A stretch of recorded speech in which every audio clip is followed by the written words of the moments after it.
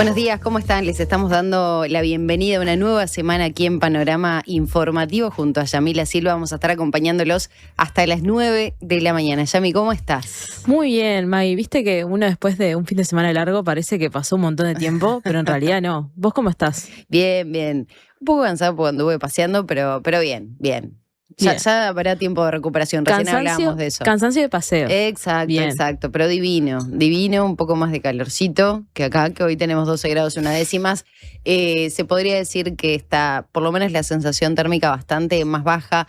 Hay un vientito que hace que enfríe un poco más en esta mañana donde no ha amanecido, recién empieza a aparecer apenas un resplandor allá hacia el este del país. Esto va a suceder sobre las 7:19 de la mañana. Y el resto del país que está con temperaturas bastante más bajas, ¿no? En algunos sectores, como La Valleja, por ejemplo, que tiene menos de 3 grados. Lo mismo sucede en Salto con 4 grados 8 décimas, 4 grados 2 décimas el departamento de Cerro Largo. Hay departamentos que se están viendo golpeados por estas temperaturas bastante bajas. Sí, hoy vamos a tener una máxima de 20 grados, que para mí igual, ¿sabes qué? Ya se estaba sintiendo que hoy no va a ser tanto frío como los otros días, cuando yo salí, por lo menos. Sí. Bueno. No sé, capaz que no, pero comparado con capaz el jueves o miércoles que sí empezó a hacer un poco más de frío, hoy no lo sentí tanto. Bueno, pero me parece bien las percepciones. Claro, es subjetivo. Es subjetivo la percepción del frío. Es verdad, hay gente que le encanta, hay gente que no tanto. Lo que sí me parece generalizado es que hoy se va a poder lavar ropa, 68% del índice de humedad en ese sentido se estabilizó un poquitito más respecto a lo que venía sucediendo días anteriores. Pero bueno, fin de semana largo, fin de semana cargada de información, de noticias. Esta mañana vamos a recibir a la encargada de la Secretaría de Conflictos y Relaciones Laborales de la Central Sindical, que además es vicepresidenta de la Asociación de Trabajadores de la Seguridad Social. Estamos hablando de Nathalie Barbé, el reciente comunicado que emitió el PIT-CNT tras la visita del presidente llamando Borsia al portaaviones estadounidense como algo más urgente, ¿no?, que ha sucedido en estas últimas horas. Estamos hablando de la visita a ese portaaviones estadounidense en el que lo acusan de violentar la Constitución al permitir el ingreso de esa aeronave militar de Estados Unidos sin previa autorización parlamentaria. También lo que dejó el acto del 1 de mayo en ese sentido. Algunas de las reivindicaciones, algunos de los reclamos pasó por algo que viene sosteniendo el PIT-CNT, el 1% para el 1% más rico, las advertencias al gobierno, la alerta por la injerencia de Estados Unidos en la región. Así que bueno, es parte de lo que dejó este acto del 1 de mayo. También el documento final del diálogo social va a estar presente, el cambio a las AFAP, las jubilaciones, entre otras, que el PIT-CNT en algunas cuestiones ha señalado que no es suficiente, ¿no? Pero bueno, habrá que ver si el foco en la primera infancia lo comparten, en la cuestión vinculada a los cuidados también. Seguramente, y recién lo mencionábamos, Nathalie Barbé fue una de las impulsoras de ese plebiscito del año 2024, a ver si efectivamente quedan conformes con esas modificaciones o para ellos es la eliminación. En definitiva, lo que solucionaría esa situación con la SAFAP. Maggie, después vamos a seguir, va a venir Antonio, como siempre con su columna, pero él va a seguir con este caso de esta adopción irregular que se dio por parte de una pareja italiana. Hablamos de Nicole Minetti y Giuseppe Cipriani, en Uruguay, ¿no? Que está vinculado al Instituto de Niños y Adolescentes del Uruguay. Él empezó con esto el miércoles, el jueves siguió y hoy tiene nueva información que, consiguió también en la investigación que le está haciendo sobre este caso, así que, vamos a estar profundizando en esto nuevamente. Sí, y lo que está muy bueno también de esta columna de Antonio es que va a profundizar y sobre todo interpelarnos desde algunas preguntas, ¿no? ¿Cómo se dan las adopciones? Si hay visitas a instituciones privadas que están bien o no, ¿no? Algo de lo que él ya dejó algunas preguntas por ahí. Y va a seguir profundizando en este tema que, hace por lo menos que prestemos un poco más de atención en lo que está sucediendo. Cuando hablamos de la vulnerabilidad de las infancias, de las adolescencias, en esta cuestión vinculada a las adopciones, ¿qué pasó en concreto con este caso? Pero por supuesto tenemos que saludar a la gente que está escuchándonos aquí en Montevideo, en la zona metropolitana, a través de la 97.9 FM aquí en Montevideo, en Maldonado la 102.5 y en Colonia la 90.9 FM. Y ya también saludamos a quienes nos siguen por YouTube. Exacto, y les recordamos que nos pueden escribir al 099-891 888. Bueno, nos pueden contar también cómo, pregunta de Pique, cómo pasaron su fin de semana largo, Exacto, obviamente. eso puede estar muy lindo que nos vayan contando también. Nosotros ahora tenemos que comenzar con el desarrollo de las principales noticias. De 7 a 9. Panorama informativo. Conducción: Maggie Correa y Yamila Silva. Análisis de Antonio Ladra. Panorama informativo. Titulares. Pasan 6 minutitos de las 7 de la mañana y les decíamos que tenemos 12 grados aquí en Montevideo y que es momento de comenzar con el desarrollo de las principales noticias. Los uruguayos de la flotilla global Sumud regresaron a Uruguay luego de ser detenidos en Grecia. Sí, tras ser interceptados por fuerzas israelíes cuando iban rumbo a Gaza, los uruguayos que integraban la flotilla global Sumud lograron regresar a Uruguay tras ser detenidos en la ciudad griega Heraklion junto con otros activistas. Se trata de Daniela López en representación de la Coordinación por Palestina y Jorge Viñolo por el PIT-CNT. Bueno, la otra uruguaya que está embarcada, Ana Zugarramurdi, sigue rumbo a Gaza, aunque por ahora la flota está anclada tratando de terminar de reparar la embarcación para continuar esta misión. Recordemos que esta misión comenzó el 12 de abril con el objetivo de romper el bloqueo israelí en Palestina y abrir un corredor humanitario para llevar ayuda con suministros, y también otra de las cosas que se señalaban era la reconstrucción de Gaza, bueno, en comparación con la última misión que terminó en octubre del año pasado. Alejandra de Bittencourt, vocera de la Coordinadora por Palestina en Uruguay, dijo a la diaria que si bien fueron todos golpeados, hubo gente que fue mucho más golpeada y terminaron internados. Gente con heridas de bala de goma, con narices partidas, brazos fracturados o costillas quebradas. También mencionó el estado en el que quedaron algunos barcos que los dejaron a la deriva totalmente destrozados. Esta es la tapa de la diaria de hoy. Ahí están Daniela y Jorge Viñolo, Daniela López y Jorge Viñolo en el aeropuerto de Carrasco, una foto de nuestro compañero Ernesto Ryan. Y si les parece, nuestro audio del día tiene que ver con esto, así que vamos a escucharlo. El audio del día. Mucho también, había un montón de gente recibiéndolos, les generó mucha emoción eso, y los vimos bien, los vimos sí, notablemente cansados, un poco demacrados, estuvieron 3 días detenidos en el mar, o 2, creo que ellos ahí vamos a tener que ajustar un poco la fecha porque creo que pierden un poco la cuenta, que es totalmente lógico. Los tenían en un barco con exposición al sol, ahí estaban detenidos, les tiraban agua, o sea, golpes, fueron muy maltratados, pero bueno, en comparación al trato que reciben habitualmente los presos y las presas políticas palestinas, realmente ni comparación. Entonces son muy conscientes de eso, fue el primero que dijeron, no podemos quejarnos al lado de lo que viven el día a día los palestinos, nada que ver, pero la realidad es que fueron maltratados y que siguen con toda la fuerza para seguir sosteniendo esta lucha contra el genocidio, contra la opresión del pueblo palestino, contra la ocupación y la colonización de Palestina. Y escuchábamos a Alejandra de Bittencourt, que es vocera de la Coordinadora por Palestina. Esto fue en declaraciones a la diaria anoche. Sí, luego de la llegada, como decíamos, de estos uruguayos.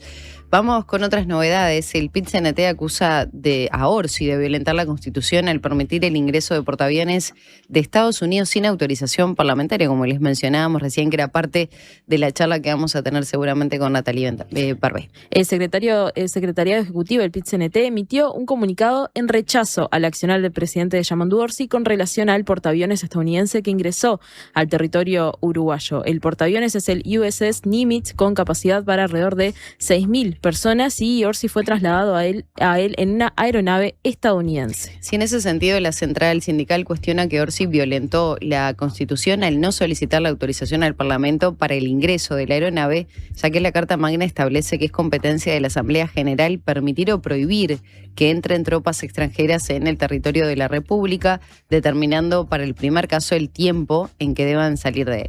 En el mismo sentido se expresó el diputado del Partido Nacional, Federico Casareto, quien sostuvo que el gobierno optó por violar la Constitución, ya que no envió la solicitud de venia para el ingreso del vehículo militar a territorio uruguayo. El PIT-CNT lamentó que Orsi subiera al portaaviones en momentos en que Trump volvía con sus amenazas y firmaba nuevas restricciones contra Cuba y recordó que lo mismo hicieron los gobiernos ultraderechistas de Chile y Argentina, en el sentido que también sus presidentes fueron a visitar este portaaviones estadounidenses. Y en este sentido, bueno, lo que hablábamos hoy, ¿no?, del despliegue de Estados Unidos en la región, el Frente Amplio condenó cualquier intento de intervención o despliegue militar de Estados Unidos contra Cuba y convocó a movilizarse. El secretariado ejecutivo del Frente Amplio manifestó su rechazo contundente ante recientes declaraciones del presidente de Estados Unidos, Donald Trump, quien anunció que podría tomar el control de Cuba de inmediato. En un comunicado, el órgano del Frente Amplio planteó que las amenazas de intervención militar, sumadas al despliegue de fuerzas en la región, se inscriben en una práctica de agresiones a nivel planetario y representan una escalada de hostilidad que pone en riesgo nuevamente la paz del continente. En ese sentido, denunciaron un sistemático mecanismo de asfixia contra el pueblo cubano, consolidado por la persistencia del bloqueo económico, comercial y financiero, que se extiende por más de 65 años. La fuerza política convocó al pueblo uruguayo a movilizarse en defensa de la paz y a mantenerse alerta frente a esta escalada de amenazas que atenta nuevamente contra la estabilidad de nuestra América Latina y el Caribe como zona de paz, decía el comunicado, y esta misiva no hace mención a la visita de Orsi al portaaviones estadounidense. Bueno, vamos ahora con otros temas que hacen a la realidad de investigadoras, de cuestionamientos de gastos vinculados a salud pública. El 72% del gasto de ACE en convenios con el Círculo Católico fue observado por el Tribunal de Cuentas entre 2020 y 2024. Esta información surge del pedido de informes que hizo el diputado del Frente Amplio, Federico Preve, al Tribunal de Cuentas en el marco de las compras de la Administración de los Servicios de Salud del Estado, ACE, a los prestadores privados durante el periodo pasado. Según este informe, al que accedió La Diaria, los montos totales entre ACE y el Círculo Católico ascienden aproximadamente a 659 millones de pesos en gastos intervenidos sin observaciones y 1.672 millones de pesos en gastos observados e intervenidos por reiteración, lo que representa el 72%. Del análisis del gasto intervenido surge que este pasa de 84 millones de pesos en 2020 a 236 millones en 2024, lo que representa un crecimiento de 180%. A su vez, el gasto observado e intervenido por reiteración pasa de 142 millones de pesos en 2020 a 618 millones en 2024, lo que implica un incremento de 340%. El informe también menciona posibles vulneraciones a normas de conducta en la gestión pública, en particular en lo vinculado a la prevención de conflictos de interés y el deber de imparcialidad de los funcionarios. Bueno, y siguiendo con este tema, porque la semana pasada ya informamos de la comisión investigadora que presentó la oposición, bueno, pero en este caso el Frente Amplio va a presentar otra investigadora sobre ACE y el diputado cabildante Álvaro Perrone adelantó que su partido la votará. Este mediodía sesionará la comisión preinvestigadora de la Cámara Baja sobre la gestión de la Administración de los Servicios de Salud del Estado, ACE, que se formó por iniciativa del diputado nacionalista Federico Casareto. El diputado del oficialismo que integra la preinvestigadora, Luis Galo, señaló a La Diaria que, como habían adelantado, van a impulsar su propia investigadora sobre ACE porque consideran que la presentada por Casareto es muy amplia y no es concreta y por eso se opondrán a su conformación.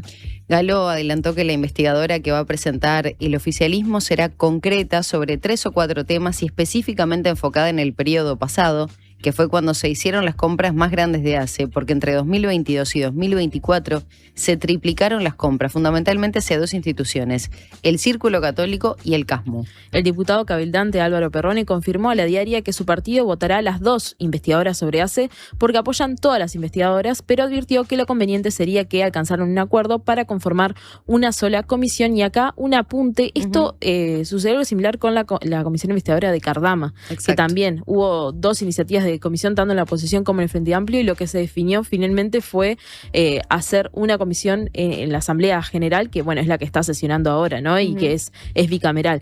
Vamos a ver también si sucede lo mismo con esto, efectivamente se conforman 2 comisiones investigadoras. Claro, todo indica que se podría ampliar el periodo como sucedió con Cardama. El Frente Amplio no está dispuesto, quiere enfocarse en 2 o 3 temas.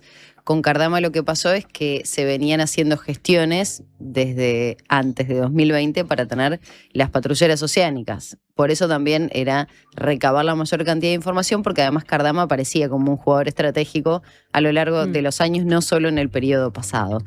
Vamos con otros títulos. No está previsto que el MPP avance en el proyecto de ley para reducir la jornada laboral. Sí, dirigentes del Movimiento de Participación Popular confirmaron a La Diaria que el sector no tiene previsto avanzar en una iniciativa de ese tipo, como pidió la central sindical en su acto del 1 de mayo. El diputado del Frente Amplio, Gabriel Otero, por ejemplo, dijo a La Diaria: en todo caso, veremos si el Ejecutivo manda algo, pero nosotros, como sector, no lo impulsaremos. Por su parte, el subsecretario de Trabajo y Seguridad Social, hablamos de Hugo Barreto, dijo a La Diaria que el Poder Ejecutivo en un principio no avanzará en un proyecto de ley, sino que a través del diálogo social en el Consejo Superior Tripartito entre el PIT-CNT y las cámaras empresariales se buscarán acuerdos y luego de eso sí se propondrá una iniciativa legislativa que promueva la negociación de reducción del tiempo de trabajo por rama de actividad. Recordemos lo que dijo el vicepresidente del PIT-CNT, Javier Díaz, en el acto. Él, abogó porque en este periodo de gobierno se desempolve de los cajones un proyecto de ley sobre reducción de la jornada laboral que el Frente Amplio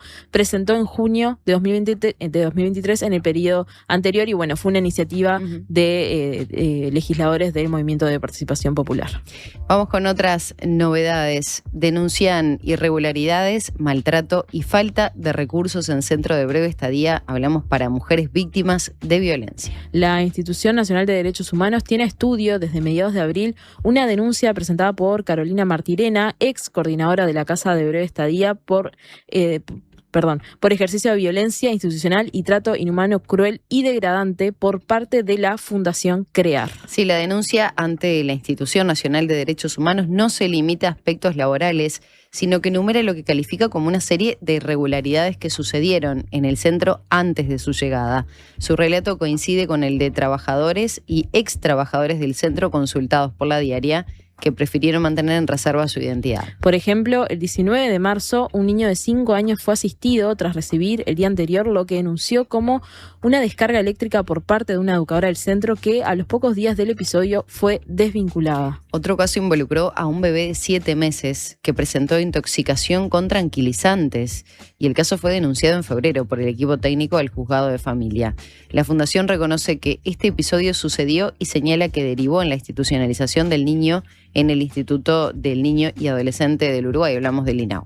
Sí, bueno, otro caso tremendo, que se suma a un montón de vulnerabilidades que están sufriendo las infancias y adolescencias. Veremos también qué sucede, bueno, con este estudio que está haciendo la Institución de Derechos Humanos sobre esta denuncia. Maggie, pasamos a otros temas también, algo que estuvo en la agenda la semana pasada, que bueno, sobre los trabajadores de Pedido Ya, que finalmente la empresa accedió al reclamo de los trabajadores y va a prohibir pagos en efectivo después de las 19 horas. Sí, era algo que habíamos planteado, o sea, no nosotros, sino que lo habíamos también amplificado acá, ese mensaje de la solicitud de los trabajadores.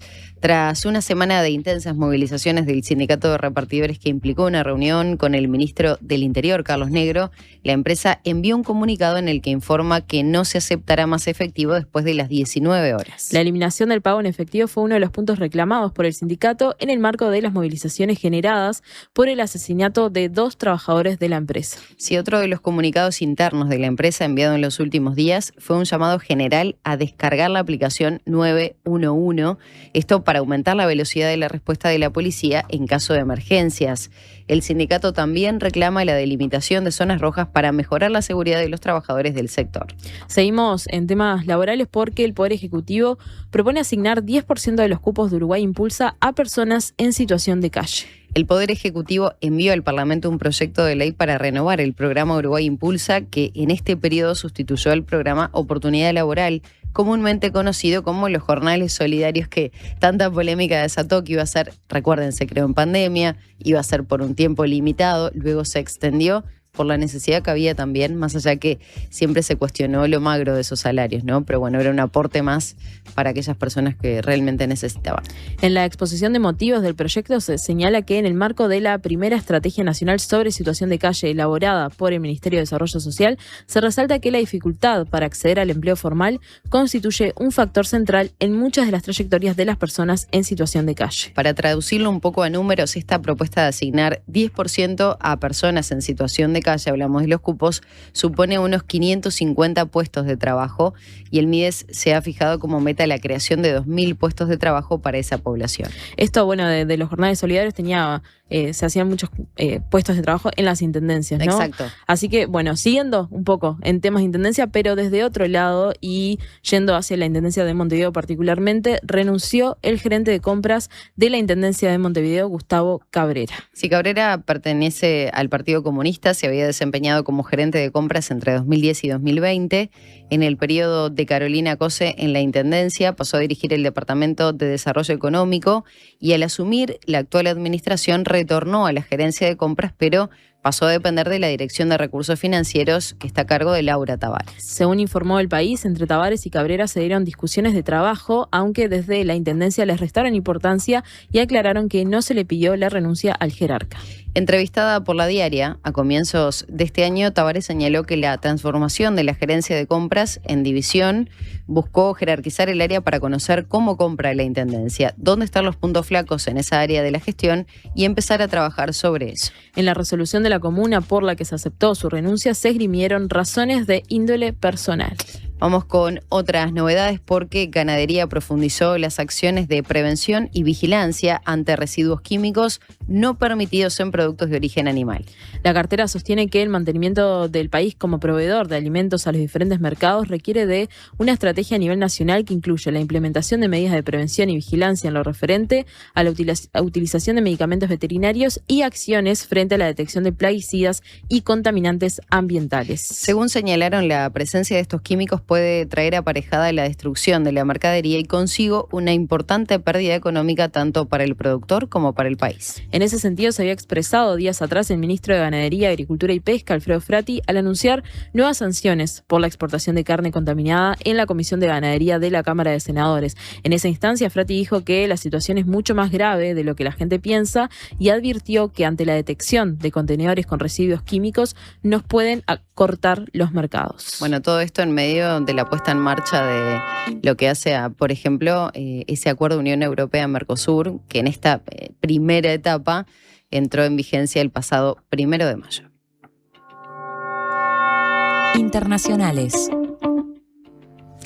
Vamos ahora con novedades internacionales. Donald Trump anunció una operación para liberar barcos comerciales atrapados en el estrecho de Hormuz. Mediante un mensaje en su red social Truth, el presidente de Estados Unidos, Donald Trump, anunció ayer que a partir de esta mañana se va a poner en marcha una operación que tiene como objetivo liberar embarcaciones comerciales neutrales varadas en el estrecho de Hormuz en medio de las tensiones regionales en curso entre el gobierno de Washington y el de Irán. Según lo expresado por el líder republicano en su mensaje, muchos países que no están involucrados militarmente en el conflicto de Medio Oriente le pidieron asistencia a Estados Unidos después que sus barcos quedaran atrapados en vías navegables restringidas. Estas embarcaciones, con miles de marineros a bordo, están afrontando una situación compleja con escasez de alimentos y suministros esenciales para sus tripulantes. Trump también expresó que las tratativas diplomáticas en curso con Irán pueden tener un final positivo, aunque advirtió a Teherán que cualquier interferencia con la operación anunciada en el estrecho de Hormuz será recibida con una respuesta contundente.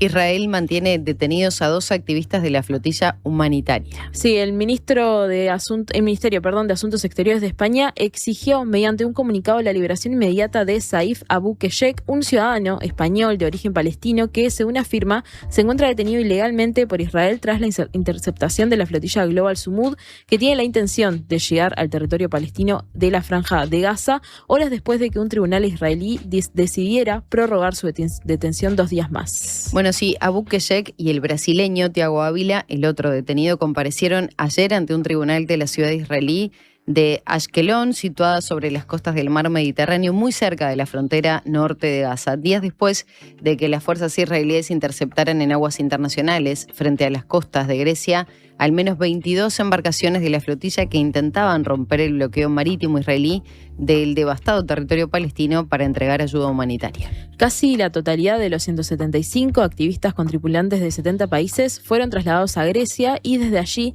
irían hacia sus lugares de origen, salvo Abu Keshek y Ávila. Tanto España como Brasil vienen denunciando desde hace tiempo las acciones israelíes en Gaza, por lo que la acción de las autoridades israelíes apunta a escalar en ese frente diplomático. Bueno, luego de sus derrotas electorales de la semana pasada, Lula busca que se apruebe la semana laboral de 5 días y 40 horas. Tras los reveses del oficialismo en las elecciones municipales, el presidente brasileño Luis Ignacio Lula da Silva apuesta a ordenar la agenda política con una bandera histórica de la izquierda, que es reducir la semana laboral de 44 a 40 horas en 5 días de trabajo y 2 de descanso. El proyecto va a ser enviado al Congreso con trámite de urgencia, lo que obliga a debatirlo en un máximo de 45 días. El gobierno sostiene que la medida mejorará la calidad para los trabajadores sin bajar los salarios. Hablamos de la calidad de vida y que habrá un periodo de transición con apoyos especiales para pequeñas empresas. Del otro lado, la principal organización industrial advierte que la reforma puede encarecer hasta el 7% el costo del trabajo formal y pide no caer en una trampa populista. El debate promete marcar el último año del mandato de Lula, que busca la reelección. Bueno, hacemos la pausa, sí, si te parece. Nos vamos, Yami. exacto. Les recordamos, como siempre, la vía de comunicación. Nos pueden decir, bueno, cómo están amaneciendo en este lunes 1 de mayo, post feriado, al 099-891-888. Por acá ya está amaneciendo, Maggie. No, y se vio hace un ratito nada más mientras compartíamos estos principales títulos de la jornada.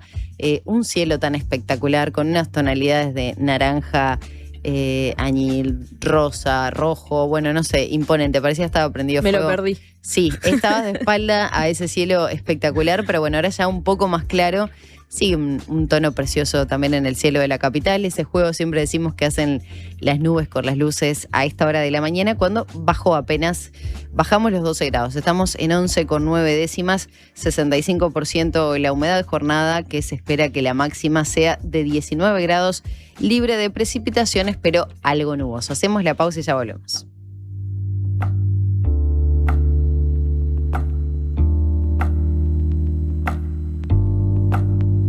En El Círculo tenemos los mejores planes para vos y tu familia. Si tenés entre 1 y 20 años, podés afiliarte por tan solo 800 pesos al mes, con más beneficios gratis, el mejor servicio al menor precio y los menores tiempos de espera.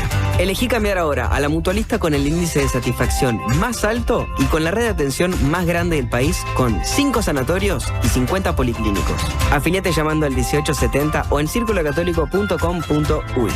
En El Círculo, estamos con vos. Todo empezó con una idea que Cecilia y Juan pensaron para su barrio. La presentaron al presupuesto participativo, la gente la votó y hoy la comunidad entera la disfruta. Ahora te toca a vos. Presenta tu propuesta hasta el 18 de mayo en montevideo.gov.uy o en los centros comunales. Con una idea podés cambiar tu barrio y la vida de mucha gente. Presupuesto Participativo 2026. Intendencia de Montevideo. ¿Sabías que en Uruguay hay más de 500 especies de aves? Podés encontrarlas todas en la Guía de Aves del Uruguay de Gabriel Rocha, un libro que incluye fotografías y códigos QR con videos y cantos de cada especie para conocerlas en profundidad. Pedí Aves del Uruguay en todas las librerías. Ediciones de la Banda Oriental, territorio de libros. La Mojigata presenta a Los Inadaptados con Relaciones, junto a invitadas e invitados de gran porte, que ojalá se porten a la altura de las circunstancias. Quedan ustedes descubrir quiénes son los inadaptados, ¿Quiénes son las relaciones? y cuál es la mojigata. Sala Adelarreta del Sodre. Miércoles 22 de julio. Pórtense bien. Entradas en Ticantel, Montevideo Music Group. Nuestro periodismo hecho radio. 97.9. La Diaria Radio. Desarrolla las habilidades que estos tiempos exigen y transforma cada desafío en una oportunidad. La Escuela de Posgrados de la UCU te ofrece maestrías en Educación, Salud, Políticas Públicas, Ciencia de Datos y Estudios Organizacionales. Escuela de Posgrados de la Universidad Católica del Uruguay. Un mundo de oportunidades.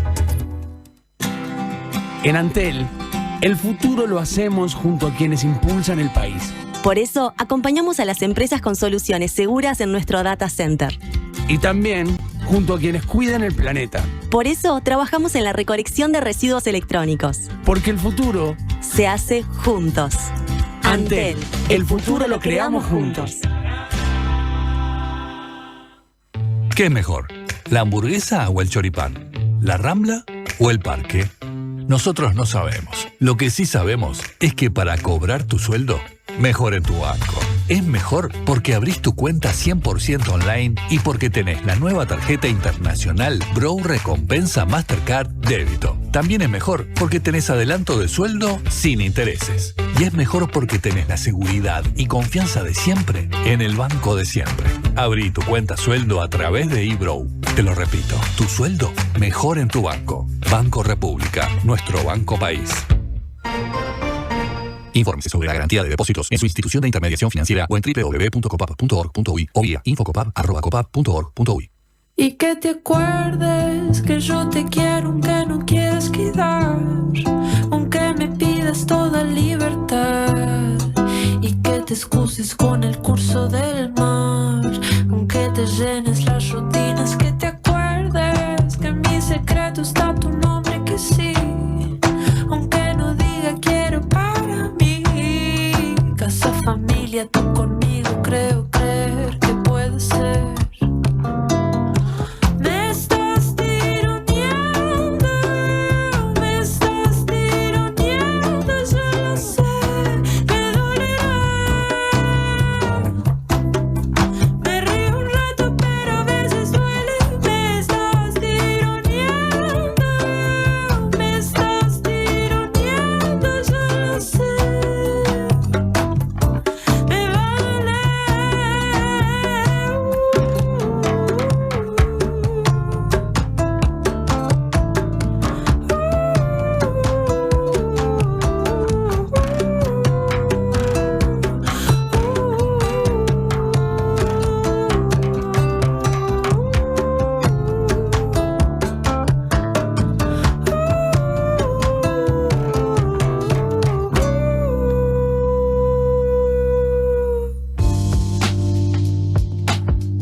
Y que te acuerdes que yo te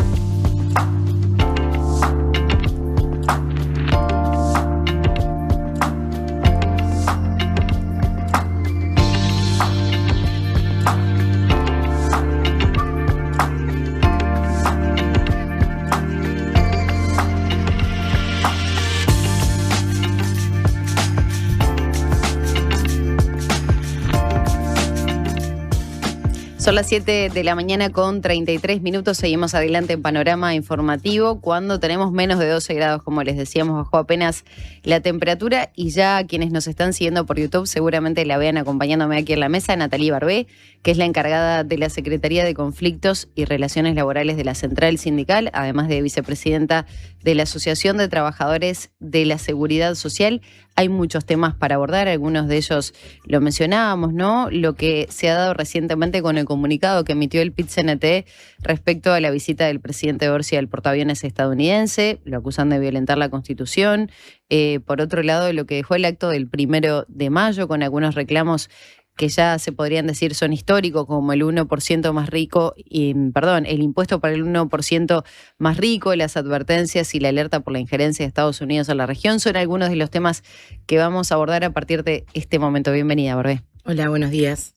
¿Cómo lo vienen analizando todo lo que dejó este acto del 1 de mayo? En medio de todo eso también la visita del presidente a este portaaviones, el comunicado que emitieron en las últimas horas.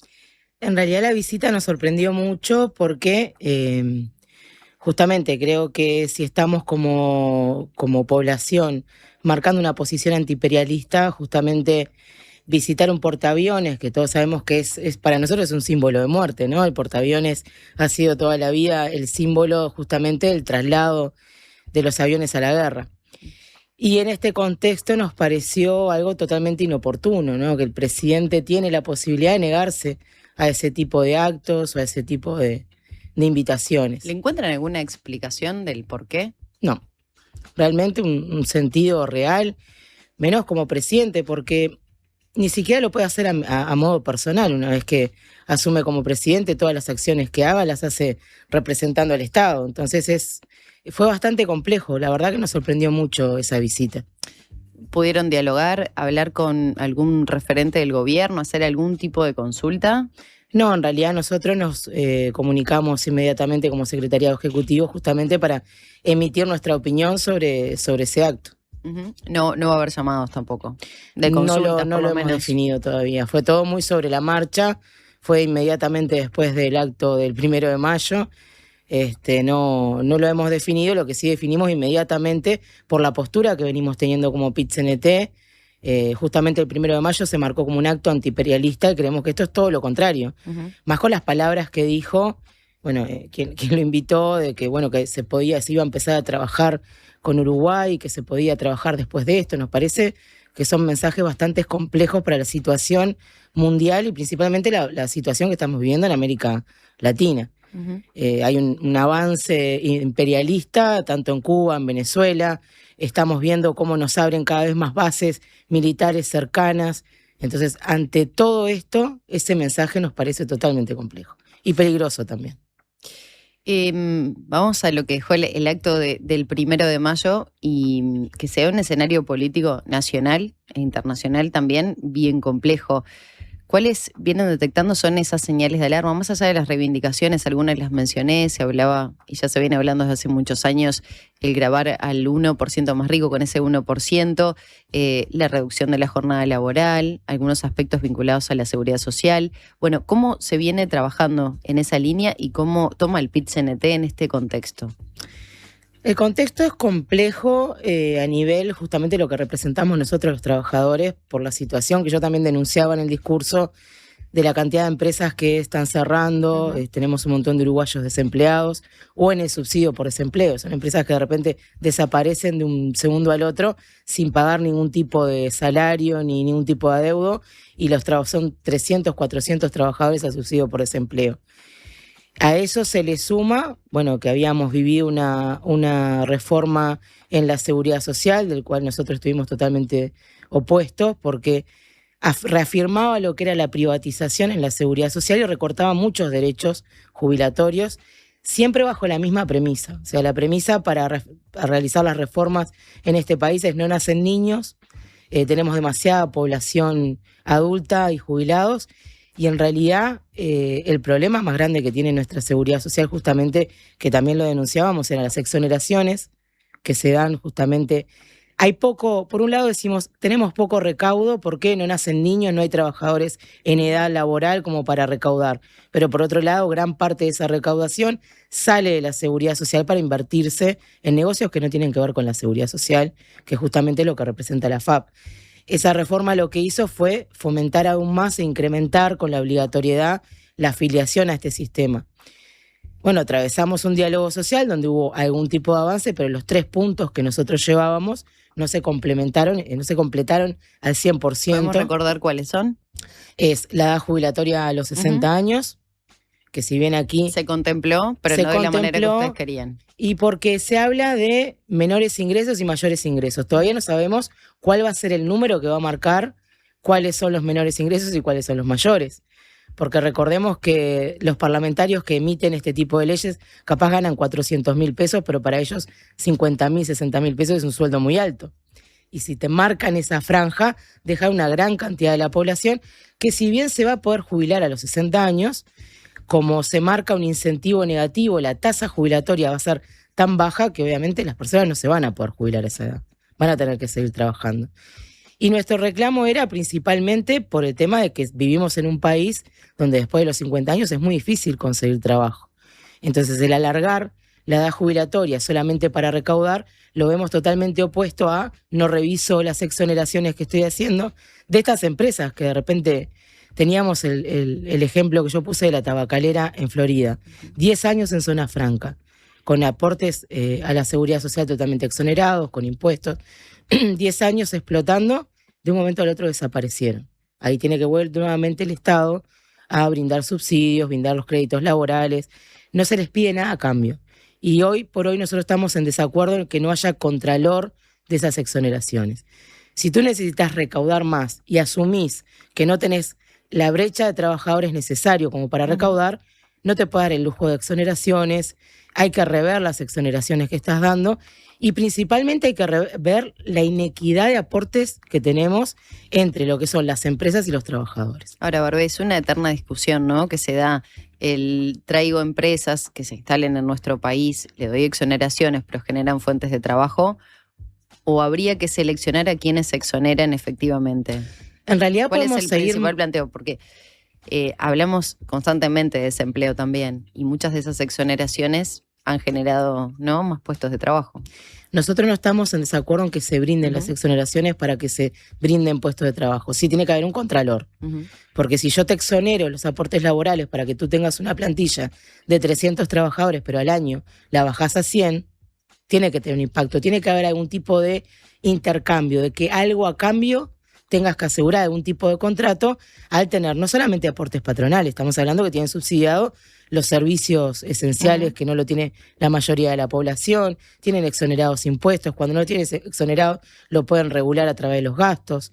Entonces, cuando el Estado le brinda tanta condonación de aportes, tiene que pedir algo a cambio. Porque las empresas que han tenido la mayor exoneración son justamente las que han explotado los recursos y se han ido dejando todos esos trabajadores en la calle. Hablábamos de esos ejes puntuales que ustedes decían del diálogo social, no estaban tan de acuerdo. Planteabas ¿cuáles son los otros? Bueno, la eliminación de las AFAP, porque si bien se habla de un desacople de lo que son los aportes de los trabajadores a las AFAP, siguen participando de lo que más les beneficia el lucro, que son los negocios. Las AFAP no viven de las comisiones que le cobran los trabajadores. Si bien esas comisiones era con lo que pagaban sus rentas, sus sueldos, etcétera, viven y acumularon 27.000 millones de dólares con las ganancias de las inversiones. Y en eso siguen participando.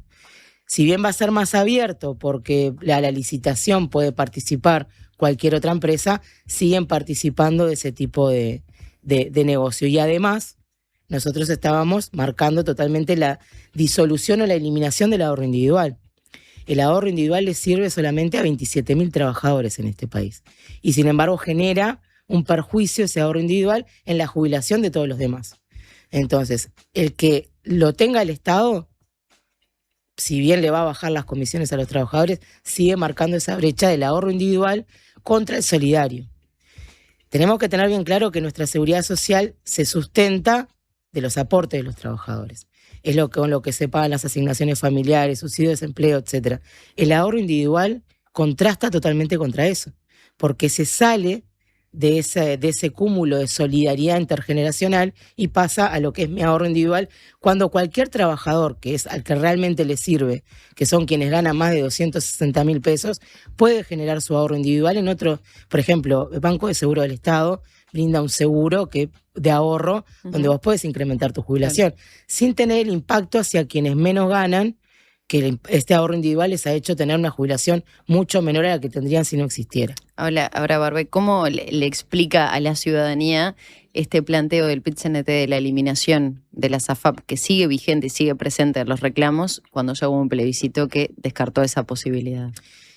En realidad el plebiscito... porque es alguna de las cuestiones que siempre se plantean, ¿no? Claro. El respetar las decisiones populares y, bueno, buscar mecanismos alternativos como fue el diálogo social.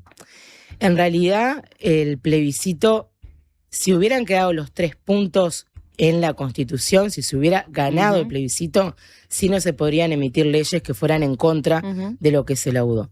Ahora, en este caso no se marcó nada en la Constitución. Incluso cuando nosotros decimos nadie laudó nada, justamente es porque la democracia directa lo que marca es que la población elija las pautas que quiere en su Constitución. Esa misma población a la siguiente elección puede cambiarlo. Incluso si hubiera salido favorable. Habría que buscar todos esos mecanismos que se hicieron con recolección de firmas, por ejemplo. Exacto. Quienes principalmente se pusieron en contra de que, y hablan de que esto se laudó, son también quienes han querido imponer varias veces la consulta de los allanamientos nocturnos. Entonces ellos mismos saben que es un método, y es un método de democracia directa, donde se puede volver a cambiar y te hablan como que si fuera algo estamentado que no se puede cambiar. Incluso si los 3 puntos se hubieran salido, la población podría volver a definir a la siguiente elección eliminarlos. ¿Van a continuar con algún paso de estas características, teniendo en cuenta que el diálogo social no contuvo lo que ustedes pretendían que se hiciera, que era la eliminación de la SAFAP?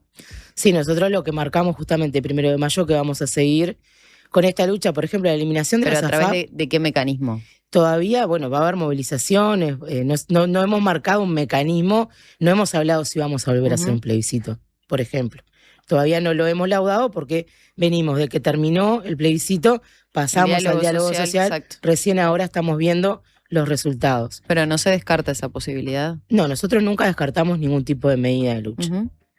Porque aparte hay que ver qué queda de este diálogo social, ¿no? Porque esto tiene que pasar por el Parlamento. Nada tampoco asegura que lo que se estamentó en ese documento quede exactamente como está ya escrito. Respecto al diálogo social, bueno, entonces las críticas pasan por la edad jubilatoria, que no se termina de laudar por lo menos los reclamos que tenía el PIT-CNT. Estamos hablando también de la eliminación de la SAFAP y queda otro punto.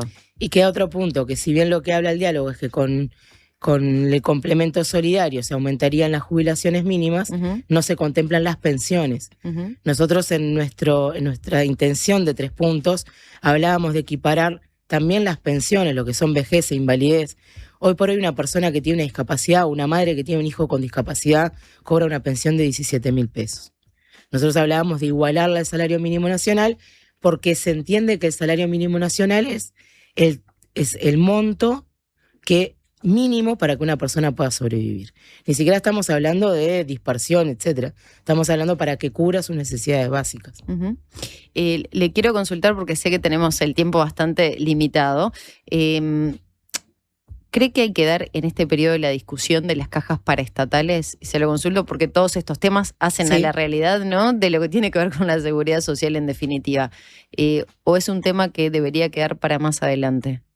Yo creo que se tendría que haber abordado en el diálogo social, es un tema que es urgente, el tema de las cajas paraestatales, porque justamente esa brecha de tener diferentes trabajadores, diferentes jubilaciones, diferentes cajas, y que son cajas justamente como tiene una población tan escasa, normalmente son asistidas continuamente por el Estado, y estamos hablando de que hay que reformar la seguridad social porque no podemos mantenerla.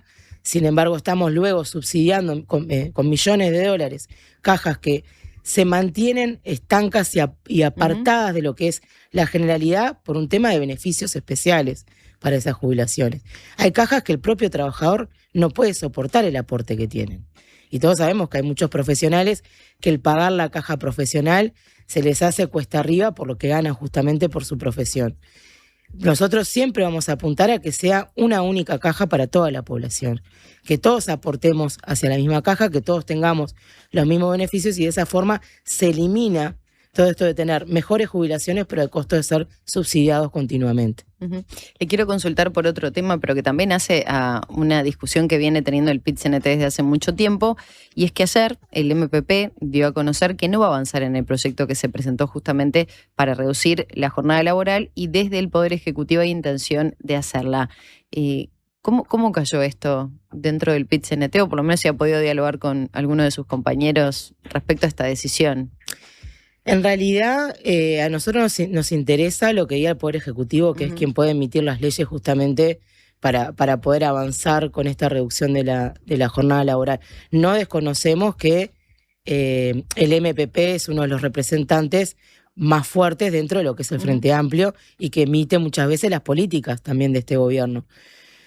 Yo creo que no podemos guiarnos por lo que dice el MPP, sino que tenemos que tratar de seguir dialogando y construyendo con el Poder Ejecutivo hacia esa rebaja, porque por un lado tenemos el avance de las tecnologías que supuestamente se incluían para poder beneficiar al trabajador en la reducción justamente de su carga horaria. Sin embargo, lo que estamos viendo es que solamente está impactando en reducir puestos de trabajo y no le está dando al trabajador ningún tipo de beneficio. Bueno, se hablaba desde el propio Ministerio de Trabajo de poder realizarlo en ese ámbito tripartito, ¿no? En el Consejo Superior Tripartito.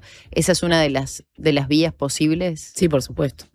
¿Ya llevan algún planteo? ¿El PIT-CNT viene trabajando en un documento alternativo? se está realizando así un documento justamente donde se especifica todo esto que te decía, cómo impactaría en el trabajador, principalmente cuando ponemos como primer punto de gobierno la salud mental, la rebaja de la carga horaria diaria, el permitirle a la persona tener más horas libres para poder desarrollarse, es un pilar casi que imprescindible para esa salud mental. Con el tema de la falta de trabajo también, al reducir la jornada laboral, genera también que se puedan generar más puestos de empleo, más en los lugares donde hay que cubrir 24 horas. Entonces creemos que se puede avanzar, sí se está haciendo un documento, justamente un documento que tiene la parte política y la parte técnica para poder avanzar en esa reducción. Barbé, la última, para cumplir con los tiempos que teníamos pactados, hubo muchos planteos, hay muchas cuestiones que se dan desde el gobierno, pienso en el documento final del diálogo social, algunas señales que da el Ejecutivo. ¿Cómo se viene la plataforma de movilizaciones para este año del PIT-CNT? Bueno, nosotros estamos hablando de una primera movilización que seguramente sea a fines de mayo, primeros días de junio, justamente por la seguridad social. Y bueno, tenemos marcado varias movilizaciones a lo largo del año por todo lo que estamos viendo también en el campo laboral. Lo que decíamos el 1 de mayo, de la cantidad de puestos de trabajo que se han eliminado, el gran avance que está habiendo antisindical, de represión antisindical. Estamos retrocediendo décadas en derechos donde una persona se afilia a su sindicato y es despedida automáticamente al otro día o se les cambian los horarios. Tiene una repercusión tan grande que genera incluso hasta el miedo a organizarse dentro de las empresas. Muy bien, Barbé, le queremos agradecer estos minutos con panorama informativo, sobre todo para hacer como una puesta a punto de lo que dejó el 1 de mayo y bueno, realidad es que vive atravesando nuestro país. Muchas gracias. Gracias a usted.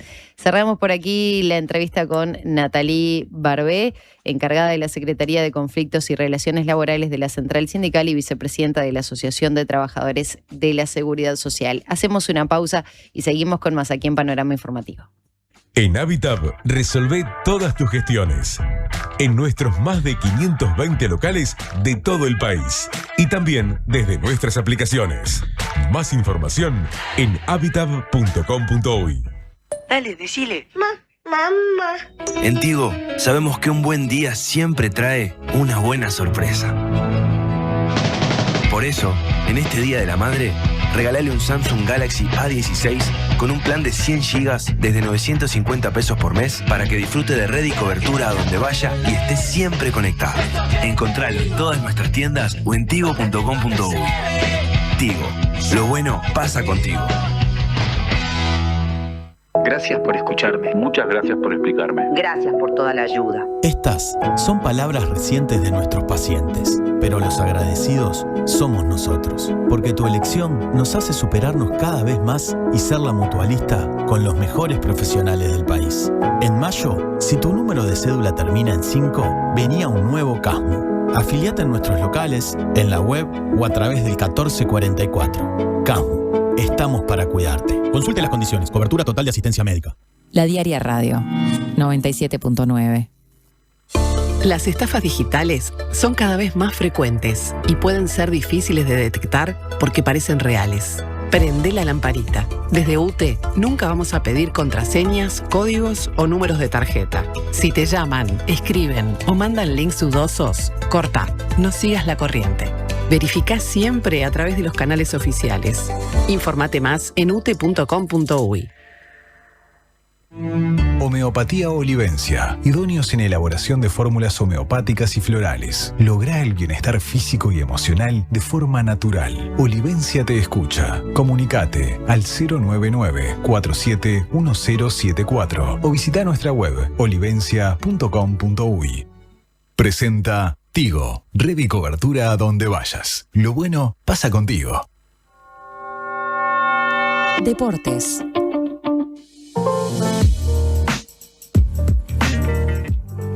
Son las 7 de la mañana con 54 minutos. Ahora sí, amaneció en Montevideo. Recién charlábamos con Nathalie Barbé, representante del PIT-CNT, respecto a todo lo que dejó el 1 de mayo, también cuestiones que hacen a la actualidad laboral sindical de nuestro país. Pero ahora tenemos que hablar de deportes, porque Racing festejó el título de la Apertura con su gente allí en Sallao. Sí, en la penúltima fecha del torneo, Racing igualó 1-1 con Montevideo City Torque y tras el pitazo final levantó la copa para coronar una campaña que lo tiene como el equipo más regular del certamen.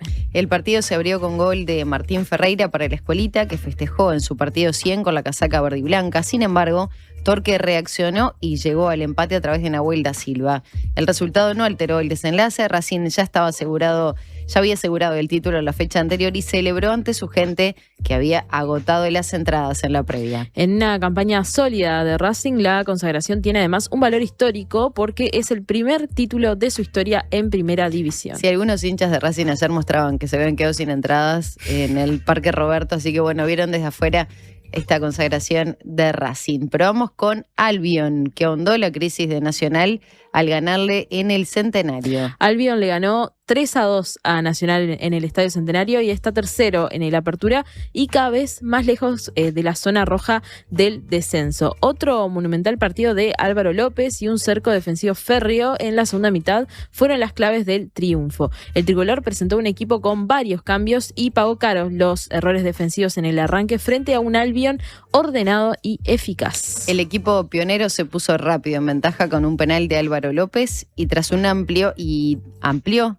mala salida del arquero Ignacio Nacho Suárez que derivó en el segundo gol. Nacional reaccionó con el descuento de Juan Cruz de los Santos, pero Albion volvió a golpear antes del descanso luego de una larga y muy buena jugada que terminó otra vez en la red. La derrota de Nacional y deja justamente a los tricolores en un lejano 9º puesto y aumenta la presión en la previa de su próximo compromiso internacional. Hablamos de Nacional, pero también hablamos de Peñarol porque hoy se cierra la penúltima fecha de la Apertura con Peñarol y Defensor Sporting. Sí, será desde las 19:30 en el campeón del siglo. Peñarol y Defensor bajarán el telón de la 14ª etapa de la Apertura.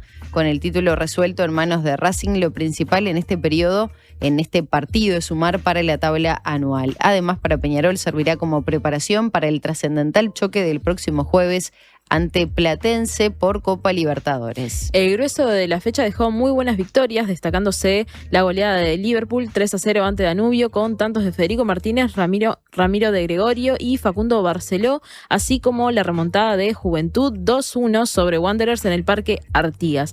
También Boston River se impuso 2-1 a Central Español gracias a un doblete de Facundo Muñoa, mientras que Deportivo Maldonado venció 1-0 a Cerro y Cerro Largo derrotó 1-0 a Progreso. Bueno, cambiamos de deporte, cambiamos de pelota. Todo prontos para los playoffs de la Liga Uruguaya de Básquetbol. Sí, el sábado se jugaron los últimos partidos de la fase regular de la Liga Uruguaya de Básquetbol y tras los resultados se definieron las posiciones que terminaron de ordenar la tabla rumbo a playoffs. Peñarol cerró como líder, Nacional quedó segundo y tercero quedó Hebraica y Maccabi, por citar las principales posiciones del cuadro de los 8 mejores tras una definición que estuvo apretada.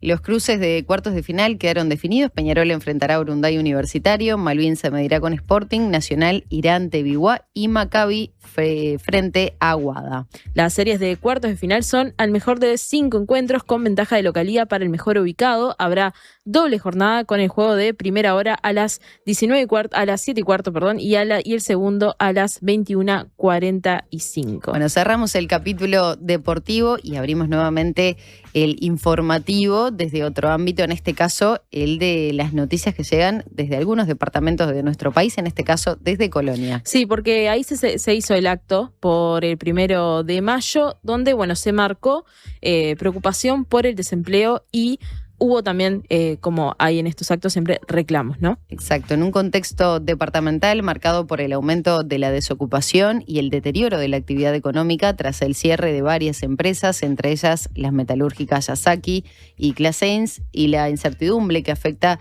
al sector cárnico, el acto por el Día Internacional de los Trabajadores en Colonia del Sacramento volvió a poner en el centro la preocupación por el empleo. Tal como se había adelantado, la conmemoración estuvo atravesada por el diagnóstico de un departamento que ha pasado de ser uno de los mejores posicionados en materia laboral a enfrentar niveles de desempleo entre los más altos del país. Sí, el discurso también hizo foco en la necesidad de mayor presupuesto, reiterando el reclamo del 6% más 1 del Producto Interno Bruto y en demandas concretas para Colonia, como la concreción de infraestructura universitaria. Y de Colonia nos vamos hacia el este a Maldonado porque trabajadores del Hotel Enjoy reclaman un análisis del impacto de las reformas del grupo inversor.